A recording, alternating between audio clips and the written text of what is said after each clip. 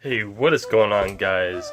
Logan from Mighty Reptiles here, and today we got a whole bunch of mice. It's Wednesday, you know what that means? It's time to feed. Alright, so let's get into that right now. So before we get into the feedings, I want to show off this little guy. You can see he just got out of shed, and he is just so pretty. Look at how white he is. Alright, now let's get to the feeding.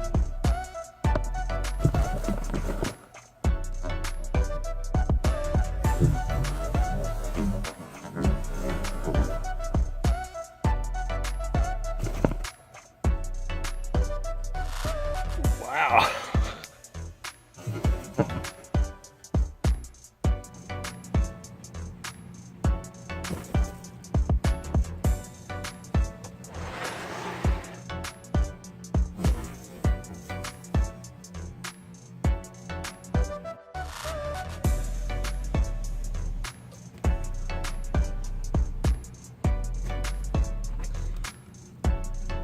Alright, so feeding went really well. We had some that had never eaten before eat. We had two of them that were kind of defensive. They would just strike the mouse all over and over again. And for the first time, they actually took the mouse. And we have some that were fasting that ate. Still not Coco, still not May. So, gonna have to find some out for those two. And then, other than that, all of our big girls here took two. And then our little ones over there took one, except for May, and then except for the Super Mojave, which took two. Two go ate as well, and then Frozen's I'm still thawing out right now, and they're gonna eat.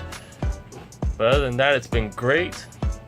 All right, so now that feeding's done, I wanted to tell you guys a little bit of story and just kind of give background of all of our snakes, like for those who have interesting stories, like Tuco being my first snake, that'll eventually be a story. Sassy being my first snake I buy online and all that story. Well, here's another first. The first shipment that was delayed was May. The owner, or the previous owner, shipped her to us and it got delayed. And the one thing that the owner also didn't tell us is that the heat pack they used was only 24 hours. So when it got delayed, this little girl was sitting there for probably about like 12 hours or so with no heat. So I was all worried. I go after school, as you know, I'm in college. So after school, I go in to our UPS, which is like 45 minutes away. That's like the main hub. And she's just wanting to run. But I'm going in and I'm so scared. I open it right as I get in the car. I have the heater on just in case she's cold. And I'm just prepared for the worst. I open it up, she's motionless, she's just absolutely frozen. I thought she was dead. So, but I get her out of the bag, and as soon as I pick her up, I notice her tongue starts moving. And of course she stops doing that just as I talk about it. She's definitely like that. She's definitely still cold. She just runs cold. She sits in the hot side of her cage and stays cold. It's weird. But so I'm like relieved. I know that she made it, but I'm not sure if she's healthy. I'm not sure if she's gonna have time. She's gonna make it home. It's my first time this has ever happened. So then I just cranked the heaters up. I just kind of suck it up. It was already like 80 degrees outside. I'm holding her in my hand up against the heater, trying to get her as hot as quick as possible. And from there, I had actually noticed that she'd become more active. So I was starting to relax, and I started noticing like a bit of a smell coming on. I was like, oh, she just stinks or whatever. No, I guess the first thing she decided to do, like once she finally warmed up and got her systems running again, was take a nice steamy dump on my car seat. Landed right in between my legs. So you can imagine how fun that was to detail out of my car that day, and how whenever there's a smell in your car, you're just like, snake, it's a snake. Nobody else notices it, but that's snake poop. So yes, that's what my car smelled like afterwards after that. So yeah, that's the story of May.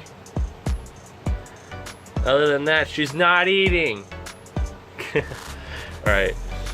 Now I'll bring out another snake. I think I'm gonna bring out Tuco. So I decided to go against bringing out Tuco. I'd rather save that story for another time. So this is Pandora, our normal girlette's het for albino, and she has a unique story with her as well. We actually got her from a good friend of ours. I'm actually wearing his shirt right now. So the story is that we noticed that we were expanding an awful lot, especially when it came to having young females. So we wanted to get a rack for that. Just right there, that black rack right there that we're still using right now. Oh my gosh, Pandora, what are you doing, girl? So we look on Craigslist and we see these two racks that actually stack on top of each other for a good price. And it's about an hour away, like hour and a half, 2 hours. Oh my gosh. Come on, girl, come back. She's trying to go on the fridge behind us. And we were also picking up, not this one, but if you notice that there's a split here, we're picking up the 4-row below here on the same time.